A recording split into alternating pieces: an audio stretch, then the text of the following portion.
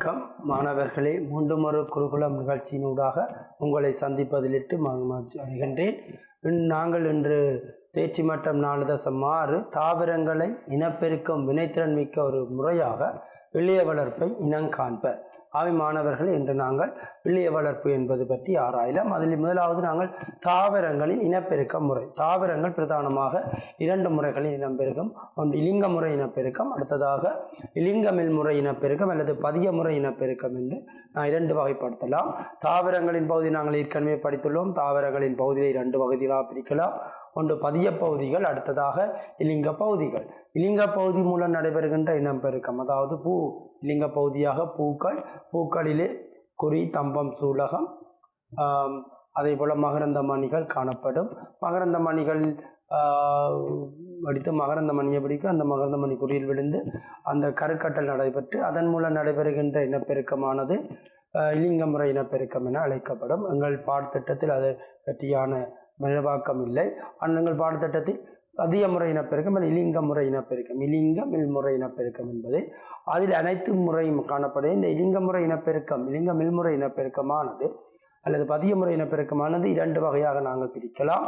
ஒன்று இயற்கையான இனப்பெருக்க கட்ட அமைப்புகள் மூலமான இனப்பெருக்கம், அதாவது இயற்கையான இனப்பெருக்க கட்டமைப்புகள் ஓடி, குமிழம், தண்டு முகில், குறிஞ்சிகள், தண்டு கிழங்கு, வேர்த்தண்டு கிழங்கு போன்றவற்றால் நடைபெறுகின்ற இலிங்கம் இனப்பெருக்க முறை. அதே போல இயற்கையான இனப்பெருக்க கட்டமைப்புகள் தவிர்ந்த ஏனைய முறைகள் மூலம் நடைபெறுகின்றது.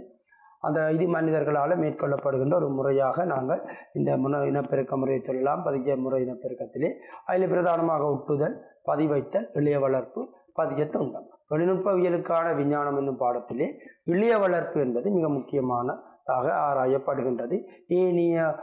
ஏனைய பதிய முறை இனப்பெருக்க முறைகள் இங்கு நாங்கள் ஆராய வேண்டியதில்லை. ஆகவே முதலாவதாக இளைய வளர்ப்பு. இளைய வளர்ப்பு என்றால் என்ன?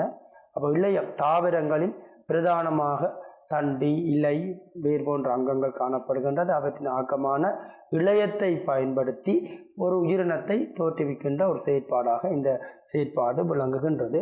தாய் தாவரத்திலிருந்து வேறாக்கி எடுக்கப்பட்ட உயிர்ப்புடைய இளைய தொண்டொன்றை ஆளுகை நிபந்தனைகளின் கீழ் கண்ட்ரோல் என்வாயர்மெண்ட், கிருமி அளிக்கப்பட்ட அஸ்பெட்டிக் கண்டிஷன்ஸ், விசேட போஷண ஊடகத்தில் வளர்த்து குரோத் மீடியம், தாய் தாவரத்தை ஒத்த ஏராளமான நாட்டுக்களை பெறுதலே இளைய வளர்ப்பு எனப்படுமாகவே இங்கு வளர்ப்பு ஊடகம் என்பது தேவைப்படுகின்றது. கிருமி நீக்கப்பட்ட நிபந்தனை என்பது மிக முக்கியமானதாக காணப்படுகின்றது. ஆகவே இளைய வளர்ப்பு என்பது அனைவராலும் மேற்கொள்ளக்கூடிய ஒரு முறையாக நாங்கள் கருத முடியாது. ஆகவே இளைய வளர்ப்பு என்பது ஒரு அறிவு மிக்கவர்களால் மேற்கொள்ளப்படுகின்ற ஒரு செயற்பாடாக இந்த இளைய வளர்ப்பு முறை வழங்குகின்றது. இவ்வாறு நாங்கள் சத்திர சிகிச்சை எல்லா இடத்திலும் செய்ய முடியாதோ அதே போலவே இந்த இளைய வளர்ப்பும் ஒரு குறிப்பிட்ட கிருமி நீக்கப்பட்ட ஊடகத்திலேயே நாங்கள் மேற்கொள்ள முடியும். இளைய வளர்ப்பு என்பது தாய் தாவரத்திலிருந்து வேறாக்கி எடுக்கப்பட்ட உயிர்ப்புடைய இளைய துண்டொன்றை ஆளுகை, அதாவது பிரிய இளையங்களாக இருக்கும், உச்சி பிரிய இளையங்களாக காணப்படக்கூடிய உயிர்ப்பான இளைய துண்டொன்றை ஆளுகை நிபந்தனைகளின் கீழ் கிருமி அளிக்கப்பட்ட விசேடமான போஷண ஊடகத்தில் வளர்த்து தாய் தாவரத்தை ஒத்த ஏராளமான நாட்டுக்களை பெறுதலே இளைய வளர்ப்பு எனப்படும். தாவர இளையம் ஒன்றுக்கு பொருத்தமான நிலைமைகளை வழங்கும் போது வேர், இலை, தண்டு போன்ற அனைத்து கூறுகளையும் கொண்ட முழுமையான தாவரமாக வளரத்தக்கதாக களம் ஒன்று கொண்டுள்ள விசேட இயல்பு ஆக்கத்திறன் வாய்ந்தமை என நாங்கள் ஆக்கத்திறன் வாய்ந்தமை என்பது ஒரு இளையமானது. இளையம் தாவரத்தின் தண்டு, இலை, வேர் போன்ற கூறுகளை மாற்றம் அடையக்கூடிய ஒரு செயற்பாடு ஆக்கத்திறன் வாய்ந்தமை என அழைக்கப்படும். இளைய வளர்ப்பின் மூலம் இனம்பெருக்கப்படும் தாவர வகைகளாக அந்தூரியம், ஓர்கிட், வாழை, உருளைக்கிழங்கு, அன்னாசி போன்றவற்றை நாங்கள் குறிப்பிடலாம். இளைய வளர்ப்பு என்பது மிகவும் முக்கியமான ஒரு பதிய முறை இனப்பெருக்கமாக விளங்குகின்றது. அடுத்ததாக இளைய வளர்ப்பு கட்டுப்படுத்தப்பட்ட நிபந்தனைகளின் கீழ் வளர்ப்பூடகத்தில் தாவரத்தின் ஏதாவது ஒரு பதியத்துக்குரிய இளையத்திலிருந்து தாய் தாவரத்தை ஒத்த மகத்தாவரங்களை உற்பத்தி செய்ய முடியும். இவ்வாறு பெற்றுக்கொள்ளப்பட்ட மகத்தாவரங்களை முளை வகைகள் குளோன்ஸ் என அழைக்கப்படும். குளோனிங் என நாங்கள் விலங்குகளிலும் மேற்கொள்ளப்படுகிறது. இந்த டோலி என்கின்ற ஆடு முதலிலே குளோனிங் மூலம் உருவாக்கப்பட்டது. அதை வளமையாக உயிரினங்கள் தோற்றுவிக்கப்படுவது ஒரு தாய் தாவரத்தில் மகரந்த மணிகளும் அதாவது சூட்கலங்களும் இணைந்து கருக்கட்டல் செயற்பாட்டின் மூலம் தோற்றுவிக்கப்படும். இங்கு புணரிக்கலங்கள் அல்லாத ஒரு கலங்களிலிருந்து எடுக்கப்படுகின்ற முளை வகை குளோனானது ஒரு தாவரமாக அதாவது ஒரு புதிய ஒரு உயிரினமாக தோற்றுவிக்கப்படுகின்ற ஒரு செயற்பாடாக நாங்கள் இந்த குளோனிங்கை அழைக்கலாம். அது இளைய வளர்ப்பு முறையில் முளை வகை தாய் தாவரத்தை ஒத்த பிறப்புரிமையில் ஒத்த மகத்தாவரங்களை குளோன்களை பெற்றுக்கொள்ள முடியும். இதற்கு முனையரம்புகள், கக்கரம்புகள், பக்கரம்புகள் போன்ற பிரிய இழையங்கள் இருந்து இழையங்கள் பெற்றுக்கொள்ளப்படுகின்றது. ஆகவே இந்த பிரிய இழையங்கள் இந்த இளைய வளர்ப்பிலே பொதுவாக இளைய வளர்ப்பில் தாவரங்கள் எல்லா பகுதிகளையும் நாங்கள் பயன்படுத்த முடியாது. உயிர்ப்பான கலங்களை கொண்ட பிரிய இளைய பிரதேசங்களில் இருந்து நாங்கள் இதற்றை பெற்றுக்கொள்ளலாம். நாங்கள் ஏற்கனவே படித்துள்ளோம். பிரிய இளையம், நிலை இளையம் என்ற 2 இளையங்கள் படித்துள்ளோம். நிலை இளையங்கள் தொடர்ச்சியாக அதாவது களப்பிரிவுக்கு உட்படாத அந்த பிரிய இளையங்கள் தளப்பிரிவுக்கு உட்படும் குறித்த தொழிலுக்கு அவியத்தம் அடையாதது. இந்த பிரிய இளைய பருவங்கள் தொடர்ச்சியாக உயிர்ப்புள்ள கலங்கள் என்பபடியால் அப்பிரதேசங்களில் இருக்கக்கூடிய பதார்த்தங்களை எடுத்து நாங்கள் இந்த இளைய வளர்ப்பிலே பயன்படுத்துகின்றோம். இளைய வளர்ப்பில் பயன்படுத்தும் ஊடகம், இளைய வளர்ப்பானது ஒரு குறிப்பிட்ட கிருமி அளிக்கப்பட்ட ஊடகத்திலேயே இந்த இளைய வளர்ப்பு நாங்கள் மேற்கொள்ளலாம். இந்த ஊடகத்தை தயாரிப்பதற்கு பெட்டிக்கிண்ணம் என்பது மிகவும் அவசியமானதாக இருக்கும். அந்த ஊடகத்திலே காணப்படக்கூடிய பதார்த்தங்களாக சுக்ரோசு காணப்படும், அதேபோல கனி உப்புக்கள் காணப்படும், விட்டமின்கள், தாவர வளர்ச்சி பதார்த்தங்கள், ஜிபரலினோக்சின் போன்ற தாவர வளர்ச்சி பதார்த்தங்களும் சேர்க்கப்பட்ட ஒரு ஊடகமாக இந்த வளர்ச்சி ஊடகம், இளைய வளர்ப்பின் வளர்ப்பு ஊடகம் தொழிற்படுகின்றது. ஆகவே இவ்வூடகத்தை கட்டிப்படுத்துவதற்காக ஒரு ஊடகத்தின் பகுதி நிலையை வழங்குவதற்காக ஏகாரும் சேர்க்கப்பட்டிருக்கும். ஆகவே இந்த ஊடகத்தை கட்டிப்படுத்துவதற்காக ஏகார் சேர்க்கப்படும். இளைய வளர்ப்பை மேற்கொள்வதற்கு கிருமி அளிக்கப்பட்ட நிலை, சிறப்பு வெப்பநிலை, ஒளி என்பன பேணப்பட வேண்டும். இந்த இளைய வளர்ப்பை நாங்கள் மேற்கொள்வதற்கு நாம் ஏற்கனவே கூறியுள்ளோம். ஒரு கிருமி அளிக்கப்பட்ட நிலை மிகவும் முக்கியமானதாகும். அதே போல சிறப்பு வெப்பநிலை, ஒளி என்பன பேணப்பட வேண்டும். அடுத்ததாக நாங்கள் இளைய வளர்ப்பு பின்பற்றப்படுகின்ற பிரதான படிமுறைகளை பற்றி ஆராயலாம். அப்போ இளைய வளர்ப்பிலே நாங்கள் பின்பற்றும் படிமுறைகளாக தாய் தாவரத்திலிருந்து பெறப்பட்ட நுண்ணிய பதிய இளைய பகுதியை வளர்ப்பு ஊடகத்தில் பதித்தல். அதாவது தாய் தாவரத்திலிருந்து நாங்கள் ஒரு சிறிய பகுதி இளைய பகுதி என்று பெறுவோம். அதாவது பக்க பிரியலியம், அதாவது உச்சி பிரியலியங்கள், பக்க பிரியலியங்கள், மகரந்த மணி போன்றவற்றிலிருந்து நாங்கள் ஒரு உயிர்ப்பான பிரதேசங்கள் இளையங்களை நாங்கள் பெற்றுக்கொண்டு அதை நாங்கள் வளர்ப்பு ஊடகத்தில் பதித்தல். நாங்கள் ஏற்கனவே வளர்ப்பு ஊடகம் பார்த்தோம். பெட்டி கிணத்திலே விட்டமின்கள், கனிப்புகள், ஹோமோன்களை பயன்படுத்தி ஏகார் ஊடகத்தை பயன்படுத்தி தயாரிக்கப்பட்ட வளர்ப்பு ஊடகத்தை அந்த சிறிய பகுதியை நாங்கள் பதித்தலுக்கு உட்படுத்துவோம். அடுத்த 2வது படிமுறையாக இந்த பதிய இளைய வளர்ச்சி பகுதியில் மூடு படை கலஸ் என்னும் புதிய இளையம் உருவாகுவதுடன் அப்படையில் வேர்கள் அங்குர பகுதிகள் ஆகிய வளர்வதற்கு வசதி ஏற்படுத்தல். நாங்கள் அடுத்ததாக இந்த பதிக்கப்பட்ட ஊடகம் வளர்ந்து நாங்கள் தொடர்ந்து பின்வரும் படத்திலே அவதானிக்கலாம். வளர்ந்து ஒரு முதல் தோற்றுவிக்கப்பட்ட மூடுபடை ஒன்று தோற்றுவிக்கப்படும். அப்படையை நாங்கள் கலஸ் என அழைப்போம். இந்த கலஸ் ஆனது வேர் அங்குர பகுதிகள் ஆகிய வளர்வதற்கு வசதி ஏற்படுத்தப்பட வேண்டும். ஆகவே இந்த செறிவாக்கப்பட்டது ஐதாக்கப்பட வேண்டும். இதை அடுத்த படிமுறையாக சிறு தாவரங்களை வேறாக்கி சோதனை குழாய்களில் அல்லது கூம்பு குடுவைகளில் இட்டு மேலும் வளர்வதற்கு இடமளித்தல். நாங்கள் முதலாவதாக இந்த குறித்த சிறிய பெட்டி கிண்ணத்தில் ஏராளமான தாவரங்களை வளர்க்கிற செயற்பாடாகவே இந்த இளைய வளர்ப்பை நாங்கள் சொல்கின்றோம். இந்த வளர்ந்து வருகின்ற கலசை நாங்கள் தனிமைப்படுத்தி அவர்கள் வேர் கொள்வதற்காகவும் அங்குர பகுதியில் தோற்றுவிப்பதற்காகவும் இடத்தை வழங்குவதற்காக அந்த தாவரங்களை வேறாக்கி சோதனை குழாய்கள் அல்லது கூம்புகளிலிட்டு வளர்வதற்கு இடமளிக்கப்பட வேண்டும். படிமுறை 3ஆக 4வது படிப்படியாக இளத்தாவரங்களை வளமான மண்ணில் நடுகை செய்து இயற்கை சூழலுக்கு இசைவாக்கம் செய்தன பயிற்சிகள் நடுகைக்கு பயன்படுத்த.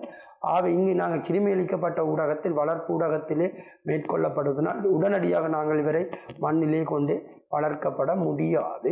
இவரை நாங்கள் இயற்கை சூழலுக்கு இசைவாக்கம் அடையப்பட்ட பின்னரே இசைவாக்கம் அடைய செய்யப்பட்ட பின்னரே இவரை நாங்கள் எங்களுடைய நடுகைக்கு பயன்படுத்தலாம். அவை படிப்படியாக இசைவாக்கம் செய்த பின்னர் பயிற்சிகை நடுகைக்கு பயன்படுத்தப்பட வேண்டும். அடுத்ததாக ஒரு இளைய வளர்ப்பு படிமுறைகள் இங்கு படத்தினூடாக காணப்படுகிறது. மாணவர்கள் இதை நீங்கள் அவதானிப்பதன் மூலம் அதை நாங்கள் சிறப்பாக விளங்கிக் கொள்ளலாம். ஆகவே இந்த கரட் என்கின்ற இதிலிருந்து ஒரு உயிர்ப்பான இழையம் ஒன்று பெறப்படுகின்றது. உயிர்ப்பான இழையம் பெறப்பட்டு பக்கப்பெரிய இழையம் பெறப்படுகின்றது. உயிர்ப்பான இழையம் பெறப்பட்டு அந்த உயிர்ப்பான இழையமானது வளர்ப்பூடகம் 2வது படத்திலே காணப்படுகின்ற வளர்ப்பூடகத்திலே பெற்றிக்கிண்ணத்திலே அந்த இழையம் வளர்க்கப்பட்டு அங்கே அது செறிவாக வளர்க்கப்படுவதை நீங்கள் பார்க்கலாம். செறிவாக வளர்க்கப்பட்ட இந்த இந்த கலஸ் மூடுபடையானது பிறகு தனிமைப்படுத்த வேண்டும். காரணம் அங்குர தொகுதி வேர்களை தனிமைப்படுத்த வேண்டும் என நாங்கள் முதலே கூறியிருந்தோம். அதனை பரிசோதனைக்குள்ள அல்லது கூம்பு குடுவாயிலிட்டு இந்த கலஸ் ஆனது மூடுபடையானது தனிமைப்படுத்தப்பட்டு பிறகு அது வேர்கொள்வதற்கு இடமளிக்கப்பட்டு பின்னர் உடனடியாக நாங்கள் இயற்கை சூழலிலே நாட்டுவதற்கு முடியாது. காரணம் இவரை நாங்கள் கிருமி அளிக்கப்பட்ட வளர்ப்புடகத்தை வளர்த்தனால் இயற்கை சூழலுக்கு படிப்படியாக இசைவாக்கம் அடைய செய்யப்பட்ட பின்னர் நாங்கள் அவற்றை இயற்கை சூழலில் நடவும். அதிலிருந்து நாங்கள் ஒரு தாவர இலையத்தை பெற்றுக்கொள்ளலாம். பிறகு ஒன்றும் இந்த செயற்பாட்டை மேற்கொள்ளலாம். இதன் அனுகூலமான செயற்பாடு சிறிய இடத்தில் ஏராளமான தாவரங்களை உற்பத்தி செய்வதாக விளங்குகின்றது. இந்த படத்தை நீங்கள் அவதானிப்பதன் மூலம் இளைய ஒரு பிரிவின் படிமுறைகளை நீங்கள் விளங்கிக் கொள்ளலாம். அடுத்ததாக இளைய வளர்ப்பில் உள்ள அனுகூலம். இந்த இளைய வளர்ப்பை மேற்கொள்வதனால் ஏற்படுத்தக்கூடிய அனுகூலங்கள் என்ன என்பது அடுத்ததாக நாங்கள் பார்க்கலாம். தாவர இளைய வளர்ப்பின் முறையின் அனுகூலங்கள். ஒன்று, தாய் தாவரத்தை எல்லா விதத்திலும் ஒத்த தாவரங்கள் தோன்றுதல். இங்கு எந்த ஒரு இனப்பெருக்க லிங்க முறை இனப்பெருக்க சேர்ப்பா புணரிகளின் ஆக்கம் நடைபெறாது. ஆகவே தாய் தாவர இளையமானது புதிய தாவரமாக மாற்றப்படுவதனால் தாய் தாவரத்தை எல்லா விதத்திலும் ஒத்த தாவரங்கள் தோன்றுதல். ஒரே தடவையில் பெருமளவான தாவரங்களை பெறக்கூடியதாக இருத்தல். குறுகிய காலத்தில் பெருமளவு தாவரங்களை பெறக்கூடியதாக இருத்தல். அது முக்கியமானதாக குறுகிய காலத்தில் பெருமளவு தாவரங்களை பெறக்கூடியதாக இருத்தல். சிறிய இடத்தில் ஆரோக்கியமுள்ள பெருமளவான தாவரங்களை பெறக்கூடியதாக இருத்தல். அது மிக முக்கியமானதாக. சிறிய இடத்தில் ஆரோக்கியமுள்ள பெருமளவான தாவரங்களை பெறக்கூடியதாக இருத்தல். விரும்பத்தகு பரம்பரை இயல்புடைய தாவரத்தின் இளைய பகுதியில் இருந்து பெருமளவிலான புதிய தாவரங்களை பெற்றுக்கொள்ள முடிதல். இது அடுத்ததான மிக முக்கியமான ஒரு அனுகூலமாக இருக்கும். விரும்பத்தகு பரம்பரையுடைய தாவர இளையத்தின் பகுதியிலிருந்து பெருமளவான புதிய தாவரங்களை பெற்றுக்கொள்ள முடிதல் இந்த இளைய வளர்ப்பின் பிரதான அனுகூலம் ஆகும். அடுத்ததாக இளைய வளர்ப்பின் அனுகூலங்கள் நாங்கள் பார்த்துள்ளோம். இளைய வளர்ப்பின் பிரதிகூலமாக ஆரம்ப செலவு அதிக தொழில்நுட்ப அறிவு தேவை. இளைய வளர்ப்பு நாட்டுக்கள் பாதகமான சூழலை சகித்து கொள்வது கடினமாக இருக்கும். இளைய வளர்ப்பின் அனுகூலங்கள் பிரதிகூலங்கள் பார்த்தோம். இளைய வளர்ப்பு அனுகூலங்கள் அதை அனுகூலங்களாக ஏனைய இனப்பெருக்க முறைகள் ஒப்பிடும் பொழுது ஏராளமான நாட்டுக்களை பெற்றுக்கொள்ள முடியும். வைரஸ் நோய் கொண்ட தாவரங்கள் உள்ள உச்சி பிரியலங்களில் வைரசுகள் காணப்படாது. ஆகியவற்றை பயன்படுத்தி நோயற்ற நாட்டுகளை பெற முடியும். நிலத்தில் பயிர்களை நாட்டி வளர்க்காது இளைய வளர்ப்பின் மூலம் பெறப்பட்ட புதிய இளையங்களிலிருந்து புதிய கூடத்தினுள் மூலிகை பதார்த்தங்கள் நறுமண பதார்த்தங்கள் ஆகியவற்றை பிரித்தெடுக்க முடியும். அடுத்ததாக நாங்கள் இளைய வளர்ப்பு தொடர்பான வாழை மரத்திலே இளைய வளர்ப்பு தொடர்பான ஒரு படம் காட்டும். நாம் முதல் கரட்டிலே பார்த்தோம். ஒரு வாழை மரம், அதிலிருந்து மதர் பிளான்ட் கோம் எடுக்கப்படுகின்றது.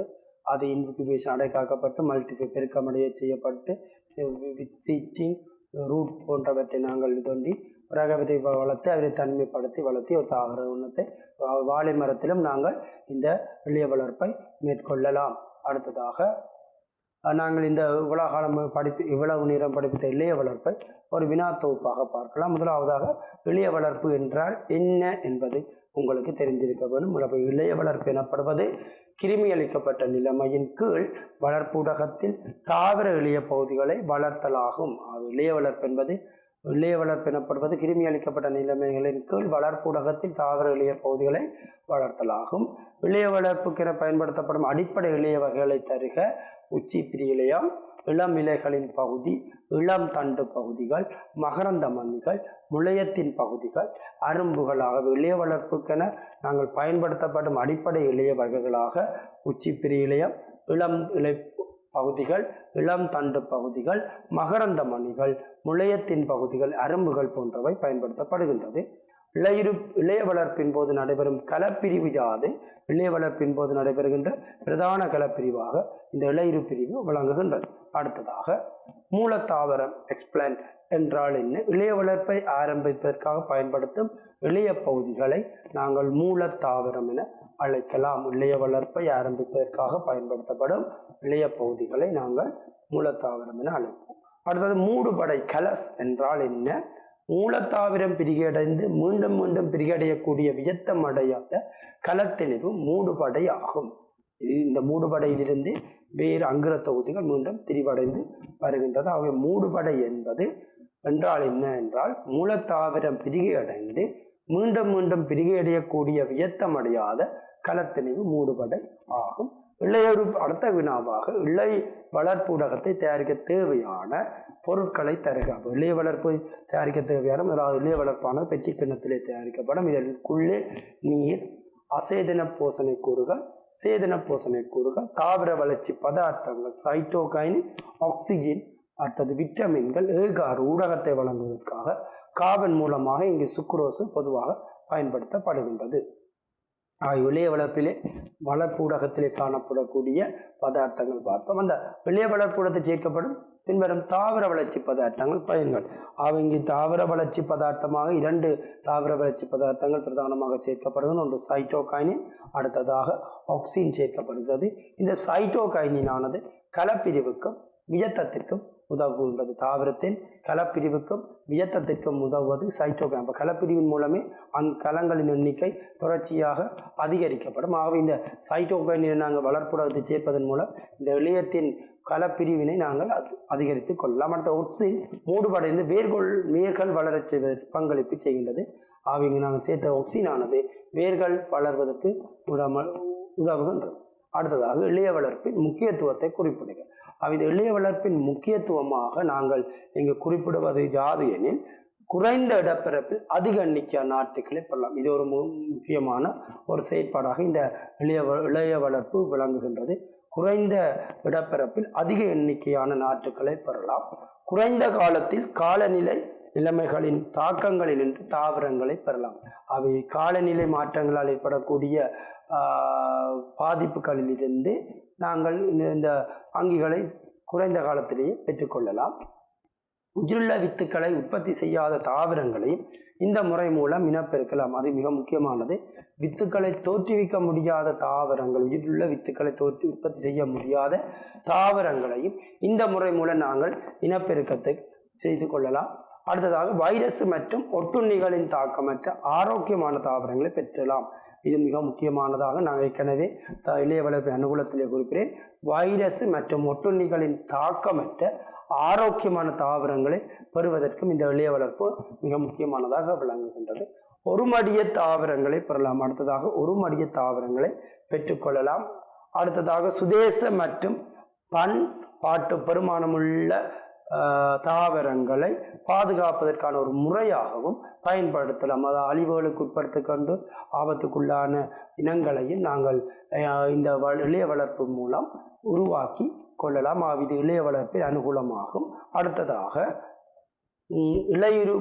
இளைய வளர்ப்பில் பிரதிகூலம் தான். நான் ஏற்கனவே கூறியுள்ளது போல ஆரம்ப செலவு அதிக தொழில்நுட்ப அறிவு தேவையாகும். இது மிகவும் முக்கியமானதாகும். காரணம், இளைய வளர்ப்பு என்பது எவ்வாறு நாங்கள் ஒரு சத்திர சிகிச்சையானது எல்லா இடத்திலும் மேற்கொள்ளப்பட முடியாது. சத்திர சிகிச்சை மேற்கொள்ள வேண்டுமாக இருந்தால் ஒரு கிருமி நீக்கப்பட்ட ஒரு அறை தேவைப்படுகின்றது. அங்கு பயன்படுத்தப்படுகின்ற உபகரணங்கள் அனைத்தும் கிருமி நீக்கப்பட்டதாக காணப்படுகின்றது. அந்த வைத்தியர் ஒரு அனுபவம் மிக்கவராக அந்த துறையிலே அனுபவம் மிக்கவராகவும் இருக்க வேண்டும். ஒரு சத்திர சிகிச்சை மேற்கொள்ளும் பொழுது அங்கே பயன்படுத்தப்படுகின்ற உபகரணங்கள் அனைத்தும் கிருமி நீக்கப்பட்டதாகவும் அந்த அறை கிருமி நீக்கப்பட்ட அறையாகவும் தொழில்நுட்ப அறிவு உள்ளவராகவும் காணப்பட வேண்டும். அதே போலவே இந்த இளைய வளர்ப்பும் அநேகராலும் செய்யப்பட முடியாது. காரணம், இளைய வளர்ப்பை மேற்கொள்வதற்கு தேவையான ஊடகம் கிருமி அளிக்கப்பட்டதாக இருக்க வேண்டும். கிருமி அளிக்கப்பட்ட நிலையிலேயே மேற்கொள்ளப்பட வேண்டும். அந்த கிருமி அளிக்கப்பட்ட நிலை மற்றும் அந்த அறிவு பெற்றிருக்கவர் மட்டும்தான் இந்த இளையுறு பிரிவை மேற்கொள்ள முடியும். இளைய வளர்ப்பு நாட்டுக்கான பாதகமான சூழலை சகித்து வளர்வதற்கு குறைவாக காணப்படுகின்றது. இவரை நாங்கள் கிருமி நீக்கப்பட்ட ஊடகத்தில் சேர்க்கப்படும் இயற்கை சூழலில் அவரை இசைவாக்கம் அடைவது சிரமமானதாக காணப்படுகின்றது. அடுத்ததாக இளைய வளர்ப்பின் மூலம் இனம் பெருக்கப்படும் தாவர வகைகளை தருக. அந்தூரியம், ஓர்கிட், வாழை, உருளைக்கிழங்கு, அன்னாசி போன்ற தாவரங்கள் நாங்கள் இந்த இளைய வளர்ப்பின் மூலம் இனப்பெருக்கிக் கொள்ளலாம். ஆக்கத்திறன் வாய்ந்தமை என்றால் என்ன? ஆக்கத்திறன் வாய்ந்தமை என்றால் என்ன என்றால், தாவர இழையம் ஒன்றுக்கு பொருத்தமான நிலைமைகளை வழங்கும் போது வேர், இலை, தண்டு போன்ற அனைத்து கூறுகளையும் கொண்ட முழுமையான தாவரமாக வளரத்தக்கதாக களம் ஒன்று கொண்டுள்ள விசேட இயல்பு ஆக்கத்திறன் வாய்ந்தமை என அழைக்கப்படும். மாணவர்களே, நாங்கள் இதுவரையும் இளைய வளர்ப்பு பற்றி ஆராய்ந்தோம். அடுத்ததாக தேர்ச்சி மட்டம் 4.4 பொருளாதார பெறுமதி கொண்ட முக்கியத்துவம் உள்ள முள்ளந்தண்டிலி கணத்துக்குரிய அங்கிகளை இனங்காண்ப. அந்த வகையில் நாங்கள் இப்போது விலங்கு பாகுபாட்டின் பரிமாணங்கள் பற்றி ஆராயலாம். விலங்குகள், தாவரங்கள் எவ்வாறு நாங்கள் பூக்கும் தாவரங்கள், பூக்கா தாவரங்கள் என பிரித்தோமோ பூக்களின் அடிப்படையில், அதே போல விலங்குகளை நாங்கள் 2 வகையாக பிரிக்கலாம்.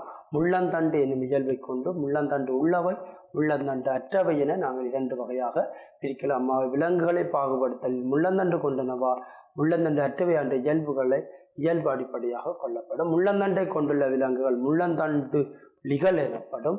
முள்ளந்தண்டு கொண்டிராத விலங்குகள் முள்ளந்தண்டிலிகள் எனப்படும். இங்கு 2 படம் காட்டப்பட்டுள்ளது. முள்ளந்தண்டிலியற்ற விலங்கான தத்துவட்டியும் முள்ளந்தண்டை கொண்டுள்ள எலியையும் இங்கு காணப்படுகின்றது. அவை விலங்குகள் 2 வகையாக நாங்கள் பிரிக்கிறோம். முள்ளந்தண்டு கொண்டவை, முள்ளந்தண்டு அற்றவை. அதில் முதலாவதாக நாங்கள் முள்ளந்தண்டிலிகள் பற்றி ஆராயலாம். முள்ளந்தண்டிலிகள் அடங்கும் சில விலங்கு கணங்கள். முள்ளந்தண்டிலை நாங்கள் வெவ்வேறு விலங்கு கணங்களாக பிரிக்கலாம். ஒன்று சீலேந்திரேட்டா, நிடேரியா என அழைக்கப்படும். அனலிடா துண்டுபட்ட உடலமைப்புடைய புழுக்கள். மொலஸ்கா மென்னுரலிகள் என அழைக்கப்படும். ஆத்ரோபோடாக மூட்டுக்காளிகள் என அழைக்கப்படும். அதே போல எக்கைனோடோமேட்டா என்றும் ஒரு முள்ளந்தண்டிலி வகைகள் காணப்படுகின்றது. இங்கு நாங்கள் முள்ளந்தண்டிலி கணங்களிலே ஆத்ரோபோடா கணம் பொருளாதார ரீதியில் முக்கிய இடத்தை பெறுகின்றமையினால், நாங்கள் தொழில்நுட்ப ரீதியிலாக முக்கியத்துவம் பெறுவதனால் நாங்கள் இந்த தொழில்நுட்பவியலுக்கான விஞ்ஞானம் என்னும் பாடத்திலே முள்ளந்தண்டிலிகளின் வகைகளில் ஒரு வகையான ஆத்ரோபோடாக்களை பற்றி இங்கு இந்த உங்களுடைய பாடத்திட்டத்தில் காணப்படுகின்றது. ஆகவே நாங்கள் அந்த வகையிலே நாங்கள் ஆத்ரோபோடாக்களை பற்றி பார்க்கலாம். ஆத்ரோபோடாக்கள் என சொல்லப்படும். அதை இன்னொரு விதமாக நாங்கள் மூட்டுக்காளிகள் எனவும், மூட்டுக்களை கொண்ட தூக்கங்கள் கொண்டுள்ள மூட்டுக்காளிகள் எனவும் அழைக்கப்படும். விலங்கு ராச்சியத்திலே மிக கூடிய இனப்பல்வகமையை கொண்ட கணம் இதுவாகும். இந்த ஆத்ரோபோடா கணமே விலங்கு ராச்சியத்திலே மிக கூடிய இனப்பெல்வகமை கொண்ட கணமாக விளங்குகின்றது. தற்போது விலங்கு ராச்சியத்தில் உள்ள 75% விலங்குகள் ஆத்ரோபோடா கணத்தை சேர்ந்தனவாக கருதப்படுகின்றது. ஆகவே ஆத்ரோபோடா என்பது மிகவும் உயிர் பல்வமை கூடிய ஒரு கணமாக விளங்குகின்றது. இதன் ஆத்ரோபோடாக்களின் பொதுவான இயல்பாக நாங்கள் கருதப்படும் இடத்து உடல் துண்டுபட்டது. இவற்றில் உடல் துண்டுபட்டது. மூட்டுக்களை கொண்ட தூக்கங்கள் காணப்படும். கயிற்றினாலான புறவெண்கூடு காணப்படும். இது மிக முக்கியமானதாகும். ஆத்ரோபோடாக்களின் புறவெண்கூடானது கயிற்றினால் ஆக்கப்பட்டது. அதே போல நீர் அல்லது நிலத்தில் வாழும் ஆத்ரோபோடாக்களில் பூச்சிகளே அதிக இனப்பெல்வகமை உள்ளடக்கிய பிரிவாகும். பூச்சிகள் தரை, நீர், வான் ஆகிய சூழல்களில் வாழும். உதாரணமாக எறும்புகள், வீட்டி, வண்ணத்து பூச்சி, தும்பி, கரப்பான், கரையான், நுளம்பு போன்றவை அடங்குகின்றது. இதே போலவே உணவு முறைக்கேற்ப பூச்சிகளில் வாயுறுப்புகள் பல்வேறு விதமாக இசைவாக்கம் அடைந்துள்ளன. வெட்டி உண்ணும் வாயுறுப்பு, வண்டு, எறும்பு, உறிஞ்சி குடித்தல் வண்ணத்து பூச்சி, குத்தி உறிஞ்சி குடித்தல் நுளம்பு, நெல் மூட்டு பூச்சி, பழை என்பன விளங்குகின்றது. பல பூச்சிகள் தாவர பீடைகள் என்ற வகையிலும் முக்கியத்துவம் பெறுகின்றன. அவை பயிற்சிகையில் பெருமளவு சேதத்தையும் ஏற்படுத்துகின்றன. இதுவும் ஒரு ஆத்ரோபோடாவின் பிரதிகூலமானதாக விளங்குகின்றது. பொதுவாக தென்னங்கருவண்டு, பழை, நெல் மூட்டு பூச்சி. ஆத்ரோபோடாவை சேர்ந்த விலங்குகளும் மரவட்டை நிலத்தில் ஈரலிப்பான பகுதிகளில் வாழும். மட்டைத்தேள், சிலந்திகள், தேள் ஆகியன தரையின் உலர்வான பிரதேசங்களில் வாழும். பேன், தெள்ளு ஆகிய விலங்குகள் உடலில் ஒட்டுண்ணியாக வாழும். இறால், சிங்கிரால், நண்டு ஆகியன நீரில் வாழக்கூடிய ஆத்ரோபோடாக்களாக விளங்குகின்றது. ஸோ இங்கே ஒரு ஆத்ரோபோடா இனப்பெல்வமை கூடியது. அந்த இனப்பெல்வமை கூடியதுக்கான ஒரு படம் காணப்படுகிறது. தேள், வண்டு, வண்ணத்து பூச்சி, இறால், மரவட்டை, மட்டைத்தேள், சிலந்தி, தும்பி, தேனி, பானாங்கிள், நண்டு போன்றவை இவற்றில் விளங்குகின்றன. இவற்றில் பொருளாதார முக்கியத்துவம் வாய்ந்ததாக தேனி மற்றும் இறால் போன்றவற்றை எங்களுடைய பாடப்பிறப்பிலே நாங்கள் ஆராய உள்ளோம். அவை ஆர்த்ரோபோடா கணத்தைச் சேர்ந்த விலங்குகளில் இறால், தேனி என்பது நமது நாட்டில் மட்டுமன்றி வெளிநாடுகளிலும் பொருளாதார ரீதியில் பயன்கள் பெறுவதற்காக பரவலாக பயன்படுத்தப்படுகின்றது. அதனாலேயே நாங்கள் எங்களுடைய தொழில்நுட்பவியலுக்கான விஞ்ஞானத்தில் நாங்கள் தேனீகளை பற்றி ஆராய உள்ளோம். தேனியின் புற இயல்பு, அதாவது தேனியின் மோர்ஃபாலஜிக்கல் ஃபீச்சர். தேனியானது தலை, நெஞ்சரை, வயிறு என 3 பகுதிகளாக பிரிக்கப்பட்டு காணப்படும். தலை, நெஞ்சரை, வயிறு என 3 பகுதிகளாக பிரிக்கப்பட்டதாக காணப்படுகின்றது. தேனியின் வெளிப்புறமாக நெஞ்சில் ஆரம்பிக்கும் மூட்டுக்களை கொண்ட சோடி பாதங்கள் 3 உள்ளன. அவை நெஞ்சிலை ஆரம்பிக்கின்ற சோடி பாதங்களாக 3 காணப்படுகின்றது. கயிற்றினாலான புறவெண்கூடு காணப்படும். ஆர்த்ரோபோடாக்களின் விசேட இயல்பாக இந்த கயிற்றினாலான புறவெண்கூடு காணப்படுகின்றது. 2 சோடி சிறகுகள் உள்ளன. 2 சோடி சிறகுகள் உள்ளன. அமுதம் உறிஞ்சி குடிப்பதற்காக விசேஷமாக அமைந்த வாயுறுப்பை ஒட்டுக்குழாய் கொண்டது. இது மிகவும் தேனீகளில் இருக்கின்ற ஒரு விசேடமான அமைப்பாகும். அமுதத்தை உறிஞ்சி குடிப்பதற்காக விசேஷமாக அமைந்த வாயுறுப்பை, அதாவது ஒட்டுக்குழாய் கொண்டது. 1 சோடி உணர்கொம்பு உண்டு. மகரந்தங்களை சேகரிப்பதற்காக பாதங்கள் திரிவடைந்து காணப்படும். அவை மகரங்களை சேகரிப்பாக இங்கே பாதங்கள் திரிவடைந்து காணப்படும். ஸோ இங்கு காணப்படுவது ஒரு தேனி ஒன்றின் விளக்கப்படமாகும். தேனியின் புற இயல்புகளை இனங்காணல். முதலாவதாக இங்கே தலை, நெஞ்சு, வயிறு என நாங்கள் 3 பகுதிகளாக பிரிக்கலாம். தலையிலே கூட்டுக்கண் காணப்படும். கம்பவுண்ட் ஐ என சொல்லப்படுகின்ற கூட்டுக்கண் காணப்படும். உணர்கொம்பு காணப்படுகின்றது. ஒட்டுக்குழாய் காணப்படுகின்றது. ஒட்டுக்குழாய், அதாவது தேனை உறிஞ்சுவதற்காக ஒட்டுக்குழாய். அடுத்தது முன்பாதம், அடுத்தது இடைப்பாதம். இங்கு சிறப்பாக மகரந்த பை என்பது காணப்படுகின்றது. பின்பாதம் மகரந்த பை. இந்த தேனீகள் அதிக அளவிலே மகரந்த சேர்க்கை, தாவரங்களின் இலிங்கமுறை இனப்பெருக்கமான மகரந்த சேர்க்கைக்கு மிகவும் பங்களிப்பு செய்வதாக இந்த தேனீகளும் விளங்குகின்றது. அவை தாவரங்கள் மகரந்த சேர்க்கை தாவரங்களின் இனப்பெருக்க செயல்முறைக்கு மிகவும் முக்கியமான காரணமாக அந்த உயிரினமாக இந்த தேனி விளங்குகின்றது. அதேபோல் முன் சிறகுகள், பின் சிறகுகள், சுவாசத்துவாரம் போன்றவை காணப்படும். அவை தேனியின் ஒரு விளக்கப்படம் பார்த்தோம். அதே போல தேனி ஒன்றின் விளக்கப்படம் ஹெட் தொராக்ஸ் அப்டோமன் நாங்கள் ஏற்கனவே அதிலே பார்த்துள்ளோம். தேனியிலே காணப்படுகின்ற மோர்ஃபாலஜி ஆஃப் வி என்று சொல்லப்படுகிறது. உருவவியல் கட்டமைப்பு. இங்கும் ஹெட் தொராக்ஸ் அப்டோமன் என்கின்ற தலை, கழுத்து, உடல் என பிரிக்கப்படுகின்றது. Antenna, compound eye, mouth parts, fore leg, middle leg, nail, hind leg segment என, அதாவது நாங்கள் ஏற்கனவே பார்க்கப்பட்டதே இங்கு காணப்படுகிறது. அடுத்ததாக தேனியின் காணப்படுகின்ற அடுத்ததாக இன்டர்னல் பார்ட் இங்கே காட்டப்படுகின்றது. மாணவர்கள் நீங்கள் இவற்றை இணையத்தின் வழியாக தேடி ஆராய்ந்து அவற்றை பார்த்து கொள்ளலாம். அடுத்ததாக நாங்கள் பார்க்க உள்ளது தேனியின் பொருளாதார முக்கியத்துவம் தொடர்பான விடயங்கள். தேனியின் பொருளாதார முக்கியத்திலே முதலாவதாக தேனியின் முதலாவது பிரதான பொருளாதார முக்கியத்துவமாக தேன் விளங்குகின்றது. தேனானது தேனிலே பின்வரும் பதார்த்தங்கள் காணப்படுகின்றது.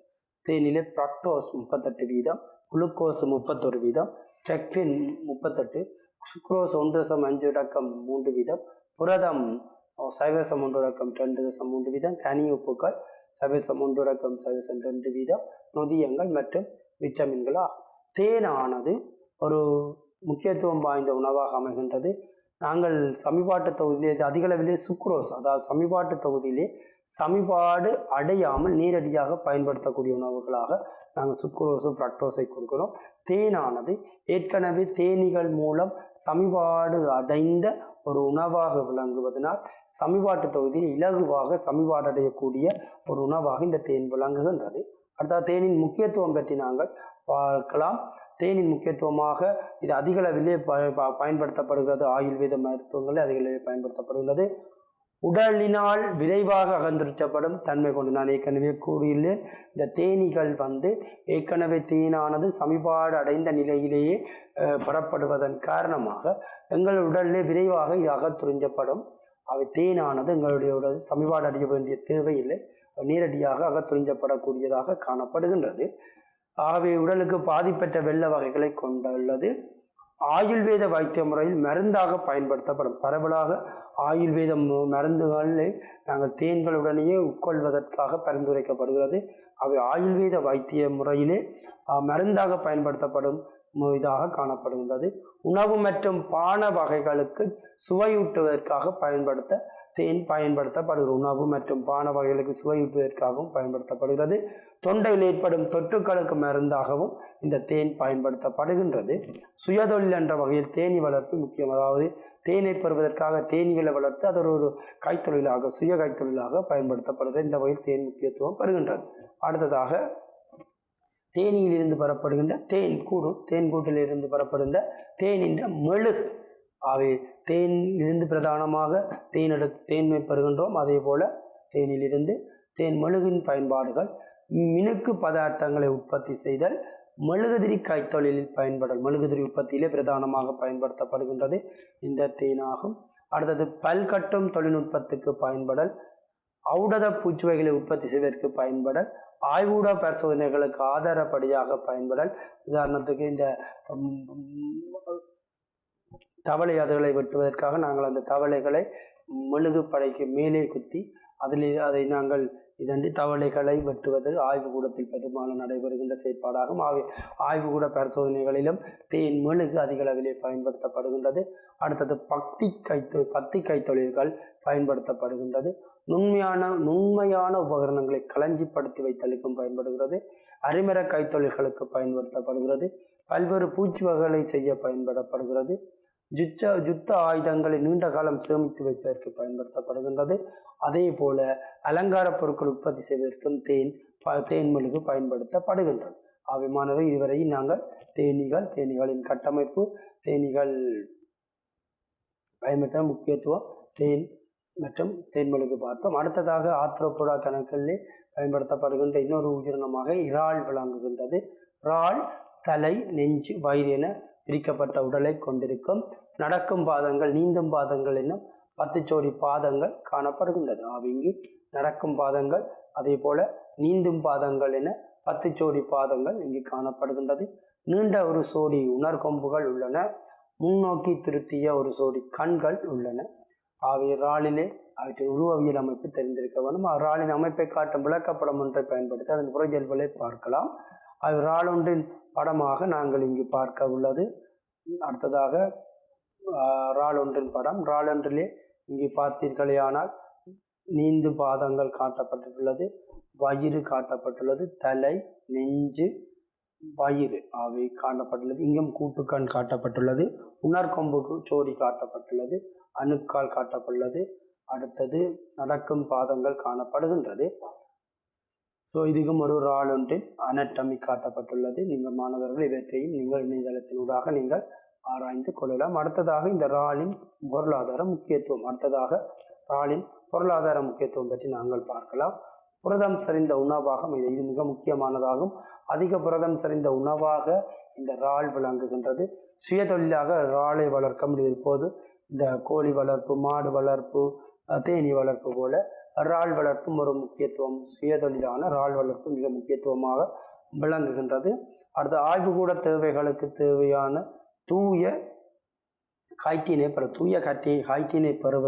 பெறும் நோக்கத்துடனும் இந்த இறால் உற்பத்தி பண்ணுங்கள். அடுத்தது ஹைட்ரோசைன் உற்பத்தி, அறுவடைக்கு பிந்திய தொழில்நுட்பமாக இந்த ஹைட்ரோசைன் உற்பத்தி பயன்படுத்தப்படுகிறது. அந்நிய செலாவணி சம்பாத்தியம் காரணம் இந்த இறாலானது அதிக அளவிலே ஏற்றுமதி செய்யக்கூடிய ஒரு உணவுப் பொருளாக விளங்குகின்றது. அந்த வகையில் அந்நிய செலாவணியை உற்பத்தி செய்வதற்காகவும் இந்த இறால் விளங்குகின்றது.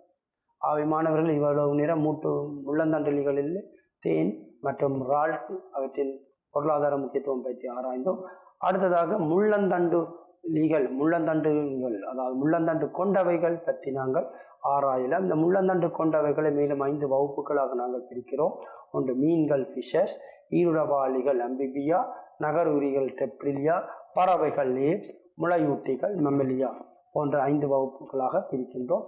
இங்கே நாங்கள் அதிக அளவிலே எங்கள் பாடப்பிறப்பிலே நாங்கள் மீனினங்கள் பற்றி ஆராய உள்ளோம். ஃபிஷஸ் பற்றி ஆராயுள்ளோம். இந்த ஃபிஷஸின் கைத்தொழில் பிரயோகம் என்ன என்பது பற்றியும், மீன்களின் வகைகள் பற்றியும் ஆராயலாம்.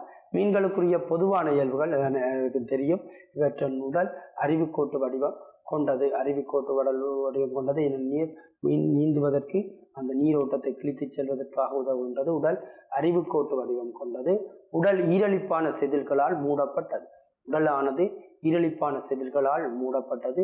சுவாசம் பூக்கள் மூலம் நடைபெறும். இமைகளற்ற கண்கள் காணப்படும். இமைகளற்ற கண்கள் காணப்படும். உடலை தாங்குவதற்கு அகவன்கூடு காணப்படுகின்றது. இதயம் 2 அறைகளால் ஆனது. சூழல் வெப்ப குருதியுடையவை. செட்டைகளை பயன்படுத்தி இடம்பெறும். இது மீன்களின் பொதுவான இயல்புகளாகும். மீன்கள் நீரில் வாழ்வதற்கு ஏற்றவாறு சிவக்கமடைந்த உடலமைப்பை கொண்டுள்ள உள்ளந்தண்டலில் விலங்குகளாகும். உடல் அருவிக்கோட்டு வடிவம் கொண்டதாக காணப்படுவதால் அவை நீருள் இலகுவாக இடம்பெயர்கின்றன. நீந்துவதற்கும் உடலின் சமநிலையை பேணுவதற்கும் ஏற்றவாறு செட்டைகள் காணப்படுகின்றது. அவை நீந்துவதற்கும் உடல் சமநிலையை பேணுவதற்கும் இந்த செட்டைகள் உதவுகின்றது. அவின் மாணவர்களை நாங்கள் பிரதானமாக இங்கு படிக்க உள்ளது மீன்களின் வகைகளும் அவற்றின் பயன்பாடு, அவற்றின் பொருளாதார முக்கியத்துவமே நாங்கள் இங்கே பிரபலாக படிக்க உள்ளோம். அவை மீன்களை பிரதானமாக நாங்கள் 2 வகைகளாக பிரிக்கிறோம். ஒன்று கசியிலைய மீன்கள், அடுத்ததாக என்பு மீன்கள் என 2 வகைப்படுத்தலாம். இந்த கசியிலைய மீன்களுக்கு உதாரணமாக சுறா, திரிக்கை ஆகியன கசியிலைய மீன்களுக்கு உதாரணமாக நாங்கள் குறிப்பிடுகின்றோம். அதே போல சூறை, வன்சூறை ஆகியன என்பு மீன்களாகும். இவை என்பு மீன்களாக நாங்கள் குறிப்பிடுகின்றோம். கசியிலைய மென்மையானது. கசியிலைய மீன்களின் வன்கூடு முழுவதும் கசியிலையத்தால் ஆனது ஆகும். பூப்புலவுகள் உடல் மேற்பரப்பில் தனித்தனியாக திறந்திருக்கும். என்பு மீன்களின் வன்கூடு முழுமையாக என்புகளால் ஆனதாகும். பூப்புலவுகள் பூ மூடியினால் மூடப்பட்டிருக்கும். பூப்புலவுகள் ஊடாக பூக்கள் புறத்தே திறந்திருக்கும். முள்ளந்தண்டுளிகளில் சுறா, திரிக்கை ஆகின கசிலிய மீன்களாகும். பாறை மீன், அரக்குலா மீன் போன்றன என்பு மீன்கள் ஆகும். கசிலத்தின் அகவன்கூட்டை கொண்ட மீன்கள் கசிலிய மீன்கள் எனவும், என்பதான அகவன்கை கூட்ட மீன்கள் என்பு மீன்கள் எனவும் நாங்கள் வகைப்படுத்தி கொள்கின்றோம். அடுத்ததாக என்பு மீன்களானது கசிலிய மீன்கள் பொருளாதார முக்கியத்துவம். நாங்கள் இந்த மீன்களின் பொருளாதார முக்கியத்துவமாக ஒன்று பிரதானமாக உணவுக்காக பயன்படுத்தப்படுகின்றது. அநேகரனால் விரும்பி உண்ணப்படுகின்ற உணவாகவும் இந்த மீன் விளங்குகின்றது. அவை இந்த பொருளாதார முக்கியத்துவமான இந்த மீன்கள் பிரதானமாக உணவுக்காக பயன்படுத்தப்படுகின்றது. சுறா, திரிக்கை, பாறை மீன், அரக்குலா போன்றவை உணவுக்காக பயன்படுத்தப்படும். இன்னும் ஏராளம் விளா மீன் போன்றவை உணவுக்காக பயன்படுத்தப்படுகின்றது. அடுத்தது ஔடதமாக சுறா மீன் எண்ணெய் மீன் எண்ணெய்க்குள் சேர்ந்து நாங்கள் பயன்படுத்தப்படுவது. அவ்விதமாக சுறா மீன் எண்ணெய் பயன்படுத்தப்படுகின்றது.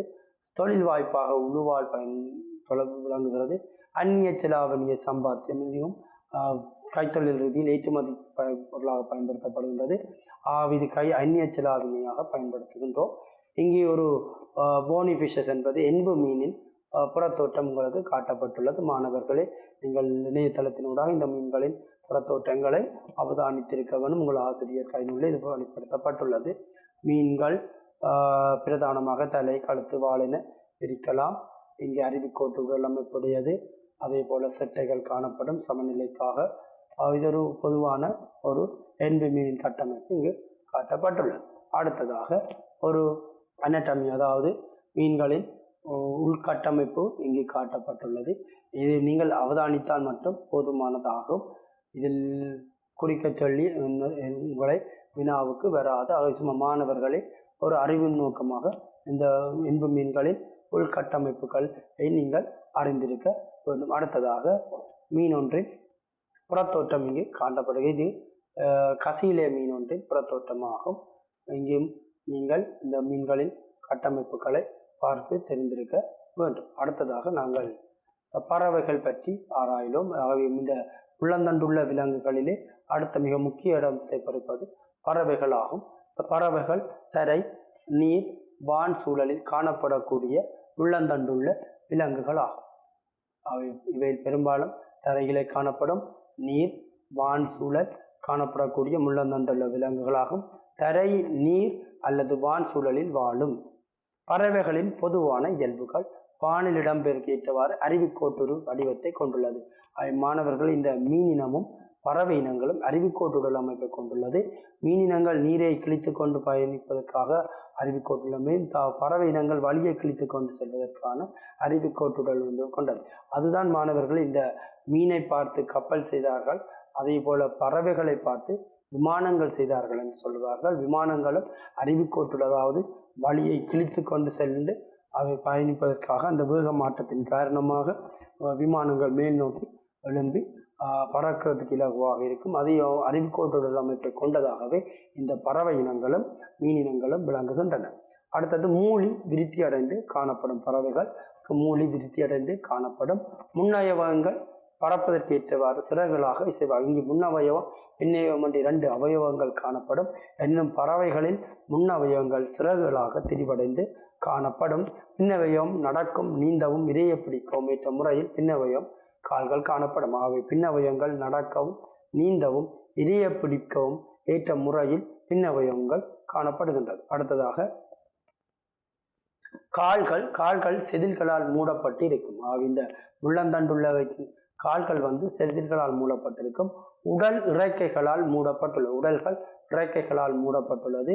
அடுத்தது அலகு வீக் காணப்படும். இதில் பற்கள் காணப்படாது. இங்கு பிரதான முக்கியமானது இந்த பறவைகளிலே அலகு காணப்படும். அலகு காணப்படுவதன் காரணமாக இங்கே பற்கள் காணப்படுவது இல்லை.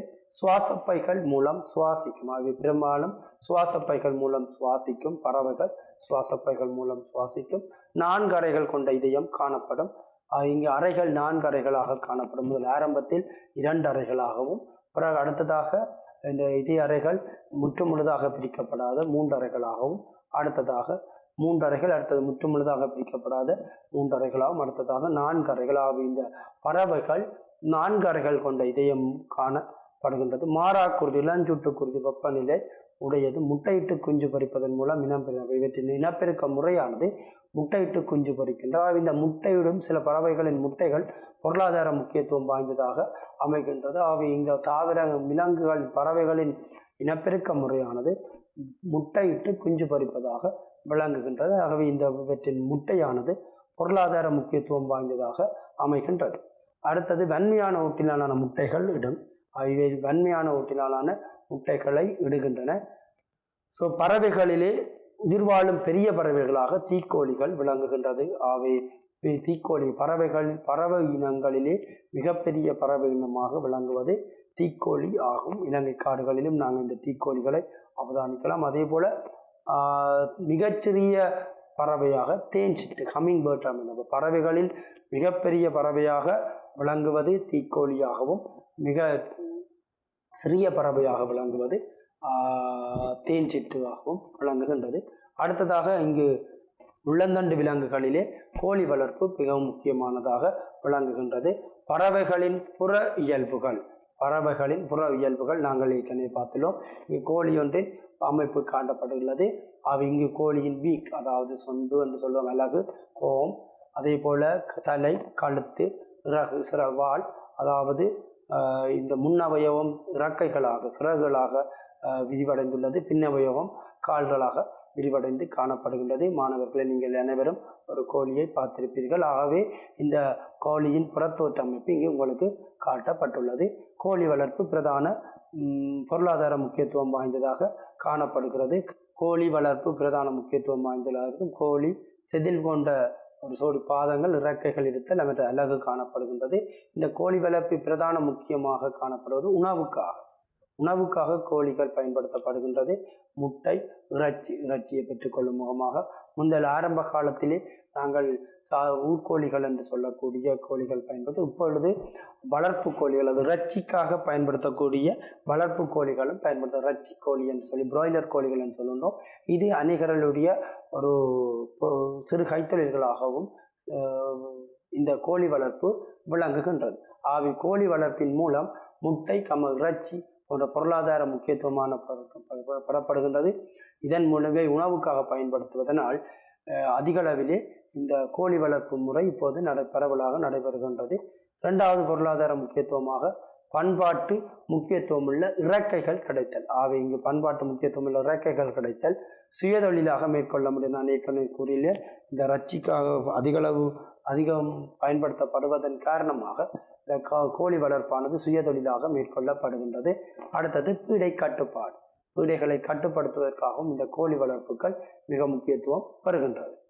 அடுத்ததாக நாங்கள் பார்க்க உள்ளது இந்த முள்ளந்தண்டு விலங்குகளிலே முளையூட்டிகள் பற்றி நாங்கள் ஆராயும். இந்த முளையூட்டிகளின் பொருளாதார முக்கியத்துவங்கள் என்ன என்பது பற்றி நாங்கள் ஆராயும். இந்த முளையூட்டிகளில் பிரதானமாக மாடு வளர்ப்பு, ஆடு வளர்ப்பு என்பன முக்கியத்துவம் பெறுகின்றது. எனினும் எங்களுடைய தொழில்நுட்ப விஞ்ஞானத்துக்கான பாடத்தில் அவற்றை பற்றியான விவரணங்கள் இங்கே காணப்படுவதில்லை. ஆனால் அந்த முளையூட்டிகளை என்னென்ன பொருளாதார முக்கியத்துவம் பெறுகின்றது என்பது எங்களுக்கு தெரிந்திருக்க வேண்டும். முளையூட்டிகள் முள்ளந்தண்டுள்ள விலங்குகளில் கூர்ப்பு ரீதியில் உயர்நிலையில் உள்ள விலங்கு கூட்டங்கள் தான் முளையூட்டிகள் என்று சொல்லுவோம். ஆகவே கூர்ப்பு ரீதியில் உயர்ந்த இடத்தை குறிப்பது இந்த முளையூட்டிகளாகும். முளையூட்டிகளின் பொது இயல்புகளாக நாங்கள் தோல் உரோமங்களினால் மூடப்பட்டிருக்கும். தோலில் பல்வேறு சுரப்பிகள் காணப்படும். வியர்வை சுரப்பி, நெய் சுரப்பி போன்றவை தோலிலே காணப்படும். அவை முளையூட்டிகளின் பொதுவான இயல்பாக தோல் உரோமங்களினால் மூடப்பட்டு இருக்கும். தோலில் பல்வேறு சுரப்பிகள் காணப்படும். வியர்வை சுரப்பி, நெய் சுரப்பி போன்றவை காணப்படும். தாயின் கருப்பையில் விருத்தியடையும் பிறக்கும் இளம் குழந்தைகள் முளைச்சுரப்பியினால் சுரக்கப்படும் பாலை ஊற்றி வளர்க்கும். அதனாலேயே நாங்கள் இந்த முளையூட்டிகள் என்று சொல்லுகின்றோம். இங்கே இனப்பெருக்க செயற்பாட்டின் போது விடுவிக்கப்படுகின்ற இளம் குழந்தைகளுக்கு தாய்ப்பால் ஊட்டல் என்கின்ற செயற்பாடு நடைபெறும். இந்த தாய்ப்பால் ஊட்டான முளைச்சுரப்பிகள் மூலம் விடுவிக்கப்படுகின்றது. அடுத்ததாக செவிச்சோனையும் கண்ணில் இமைக்கத்தக்க இமைகளும் காணப்படுகின்றது. ஆகவே இங்கே காணப்படுகிறது. இது இதயம் 4 அறைகளான இங்கும் இதயம் 4 அறைகள் கொண்ட இதயமாக காணப்படுகின்றது. மாறா குருதி அல்லது இளம் சூட்டு குருதி வெப்பநிலை கொண்டவையாக இவை விளங்குகின்றன. இங்கு மாறா குருதியாக காணப்படுகின்றது. இவை தரை, நீர், வான் சூழல்களில் வாழ்வதற்கு இயவாக்கம் அடைந்தவையாக விளங்குகின்றன. இந்த முளையூட்டிகள் இங்கு முளையூட்டிகளின் வகையில் சிலது காட்டப்பட்டுள்ளது. கடற்சிங்கம், எலி, வௌவால், தாரா அல்லது பிளாட்டிபஸ், மான், திமிங்கலம், நாய், அணில் போன்ற உங்களுக்கு தெரிந்த பாலூட்டி விலங்கினங்கள் இங்கு காணப்படுகின்றது. இங்கு பறக்கும் பாலூட்டியாக வௌவால் விளங்குகின்றது. அடுத்ததாக நாங்கள் முளையூட்டிகளில் தாரா அலகு கொண்ட பிளாட்டிபஸ், எறும்புண்ணி மற்றும் ஆகியன குட்டி இடுவது இல்லை. குட்டியின்ற பால் கொடுப்பது இவற்றின் பிரதான இனப்பெருக்கமாகும்.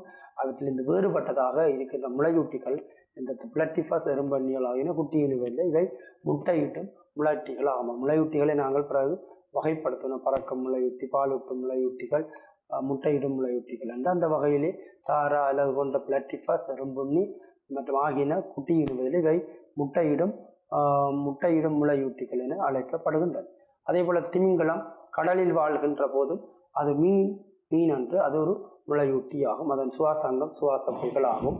அவை திமிங்கலம் என்பது நாங்கள் மீனின வகை என்று கருதுவோம். ஆனால் அது ஒரு மீனினம் அன்று, அது ஒரு முளையூட்டி வகையாகும். அதன் சுவாச மேற்பரப்பாக சுவாசப்பைகள் விளங்குகின்றது. வௌவால் பறக்கும் முளையூட்டிகளாக நாங்கள் வௌவாலை குறிப்பிடுகின்றோம். வௌவாலின் சிறகுகள் பறவைகளின் சிறகுகளை விட வேறுபட்டவை. அவை தோலினால் ஆனப்பட்ட மெல்லிய ஒளிபுக விடக்கூடிய மென்சவினால் ஆக்கப்பட்டுள்ளன. வௌவாலின் பின் அவயவங்கள் வலிமை குறைந்தவாகும். அதனால் அவற்றால் தரையில் நடக்க இயலாதால் வௌவாலானது பறக்கும் முளையூட்டி வகையை சார்ந்ததாக விளங்குகின்றது. மனிதன் இதிலே கூர்ப்பு ரீதியிலேயே முக்கியத்துவம் பெறுகின்ற முளையூட்டிகளாக மனிதன் விளங்குகின்றோம். காரணம் எங்களுக்கு சிரத்தல் அடைந்த மூளையை கொண்ட முளையூட்டியாகும். நாங்கள் அதிகளவு 6ஆம் அறிவு என்கின்ற ஒரு திறனை கொண்ட முளையூட்டி வகைகளிலே நாங்கள் அடங்குகின்றோம். இதற்கு காரணம் மூளை சிரத்தல் அடைந்ததாக காணப்படுகின்றது. ஞாபக சக்தி, பேச்சாற்றல், கருத்துக்களையும் உணர்ச்சிகளையும் வெளியிடும் தன்மை, தொடர்படுத்தும் தன்மை, நுண்ணறிவு, 2 காலுண்மையுடைய கூடிய நிமிர்ந்த நிலை என்பவை மனிதன் கொண்டுள்ள விசேட ஆற்றல்கள் ஆகும். அடுத்ததாக நாங்கள் முளையூட்டிகளின் பொருளாதார முக்கியத்துவங்கள் பார்க்கலாம். உணவாக பால், இறைச்சி. நான் முதலே கூறியிருந்தேன். இந்த பால், இறைச்சி இந்த வகையிலே ஆட்டுப்பால், மாட்டுப்பால், எருமைப்பால் போன்றவை பொருளாதார முக்கியத்துவம் வாய்ந்தது. ஆகவே அதே போல இறைச்சி, ஆட்டு, மாடு போன்ற கோழி இறைச்சி போன்றவை மிக முக்கியமானதாக விளங்குகின்றது. அந்த வகையிலே பால் உற்பத்தி பொருட்கள் நாங்கள் ஏற்கனவே படித்துள்ளோம். பால் உற்பத்தி பொருட்கள் ஜோக்கெட், தயிர் போன்றவை பால் உற்பத்தி பொருட்களாக, சீஸ் போன்றவை. அவை இந்த மாடுகள் வளர்ப்பு என்பதும் மிகவும் முக்கியத்துவம் வாய்ந்ததாக விளங்குகின்றது. மாடு ஆடுகள் வளர்ப்பது என்பது முக்கியத்துவம் வாய்ந்தது. முளையூட்டிகளின் பொருளாதார முக்கியத்துவங்களாக உணவாக பால், இறைச்சி பயன்படுத்துவர். நான் ஏற்கனவே கூறியுள்ளேன். இந்த பால், ஆட்டுப்பால், மாட்டுப்பால், எருமைப்பால் போன்றவை இந்த பொருளாதார முக்கியத்துவம் வாய்ந்ததாக காணப்படுகின்றது. அதே போல இறைச்சிகளும் பொருளாதார முக்கியத்துவம் வாய்ந்ததாக காணப்படுகின்றது.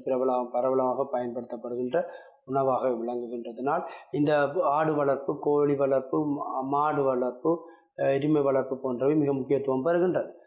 இந்த மாடு வளர்ப்பிலிருந்து பெற்றுக்கொள்ளுகின்ற பால் உற்பத்தி பொருட்கள் ஏற்கனவே பார்த்துள்ளோம். சீஸ், தயிர், ஜோக்கெட் போன்ற பால் உற்பத்தி பொருட்கள் பரவலாக காணப்படுகின்றன. இந்த பால் மாடுகளை வளர்ப்பதன் மூலம் அந்த பாலை பெற்று பாலை நாங்கள் நேரடியாக விற்பனை செய்யலாம், அல்லது பால் வாங்கும் நிறுவனங்களுக்கு நாங்கள் விற்பனை செய்யும் மூலம் வருமானத்தை ஈட்டிக்கொள்கிறோம். இப்பொழுது இறைச்சிக்காக வளர்க்கப்படுகின்ற மாடுகளும் காணப்படுகின்றது.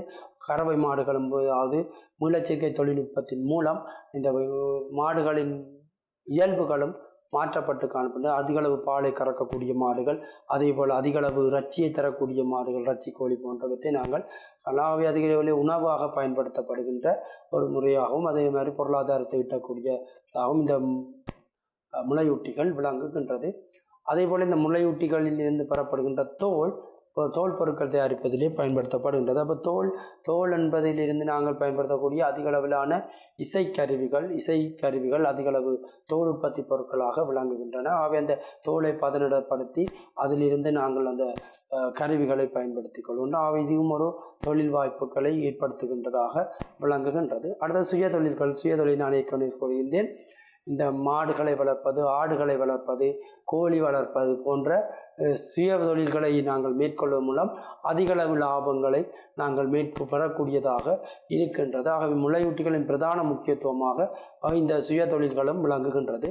அடுத்து அந்நிய செலாவணி சம்பாத்தியம். இந்த மாற்றச்சீலை பதனிடுவதன் மூலம் அவற்றை நாங்கள் ஏற்றுமதிகளை செய்வதன் மூலமும் இந்த அந்நிய செலாவணிகளையும் நாங்கள் பெற்றுக்கொள்ளக்கூடியதாக இருக்கின்றது. அதுக்கும் ஒரு முக்கியத்துவமாக விளங்குகிறது. வைத்திய ஆராய்ச்சிக்கு பயன்படுத்தப்படுகிறது. வைத்திய ஆராய்ச்சிகளுக்காக நாங்கள் இந்த முளையூட்டிகளை பயன்படுத்தி கொள்கின்றோம். ஒரு புதிய ஒரு நோய் ஏற்படும் போது அதுக்கு நோய்க்கு தொற்று நோய் மருந்து கண்டுபிடிக்கப்படும். அந்த மருந்தை பரிசோதிப்பதற்காக பொதுவாக எலிகளை நாங்கள் பயன்படுத்துவதுண்டு. எலிகள் அல்லது குரங்குகளிலே நாங்கள் பயன்படுத்திய பின்னர் அவற்றிலே சோதனைகளை மேற்கொள்ளப்பட்ட பின்னரே நாங்கள் நேரடியாக மனிதர்களுக்கு அந்த நுண்ணுயிர் கொல்லிகளை பயன்படுத்தி கொள்ளலாம். இப்போது HIV வைரஸ் போன்றவை, அதே போல் கொரோனா வைரஸ், எந்த ஒரு நுண்ணங்கிகளுக்காகவும் நாங்கள் ஒரு நுண்ணுயிர் கொல்லிகள் கண்டுபிடிக்கப்படும் பொழுது அவற்றை ஆராய்ச்சி முதலிலே பரிசோதிக்கும் விலங்குகளாக சில முளையூட்டி விலங்குகள் விளங்குகிறது. நேரடியாக நாங்கள் மனிதனில் ஆராய்ச்சி செய்வதில்லை. வைத்திய ஆராய்ச்சிக்கு பயன்படுவதும் மிக முக்கியமானதாக விளங்குகிறது. பிறப்பொருள் எதிர்களை பெறுதல் குதிரைகளில் இருந்து, அதே மாதிரி விவசாய நடவடிக்கைகளுக்கு எருது நிலத்தை உழுவதற்காக பயன்படுத்தப்பட்டது. எனினும் தற்காலத்தில் அதற்காக பயன்படுத்தப்படுகின்ற நவீன உபகரணங்கள் கண்டுபிடிக்கப்பட்டதினால் அதன் பயன்பாடு குறைபட்டுகின்றது. பண்பாட்டு நடவடிக்கைக்காகவும் இந்த முளையூட்டுகள் இப்பொழுதும் காளை மாடு அடக்குதல் போன்ற பாரம்பரிய விளையாட்டுகளுக்கும் காணப்படுகின்றது. இந்த பண்பாட்டு நடவடிக்கைகளுக்கும் இந்த முளையூட்டிகள் செல்வாக்கு செலுத்துகின்றது. அவை முளையூட்டிகள் அதிக அளவு பொருளாதார முக்கியத்துவம் வாய்ந்ததாக விளங்குகின்றது. மாணவர்களை நாங்கள் இன்று தாவரங்களின் எளிய வளர்ப்பு மற்றும் தாவரங்களின் விலங்குகளின் முளையூட்டி விலங்குகள், முள்ளந்தண்டுள்ளவை, முள்ளந்தண்டற்றவை, முள்ளந்தண்டற்றவையிலே இறால் வளர்ப்பு, தேனி வளர்ப்பு பிரதானமாக பார்த்தோம். அதே போல் முள்ளந்தண்டு உள்ள விலங்குகளில் நாங்கள் கோழி வளர்ப்பு, அதே போல் மீன், அதே போல் முளையூட்டிகளின் பொருளாதார முக்கியத்துவங்கள் பார்த்தோம். மீண்டும் ஒரு குருகுலம் நிகழ்ச்சியினூடாக சந்திப்பதிலிருந்து விடைபெறுகிறேன். நன்றி, வணக்கம்.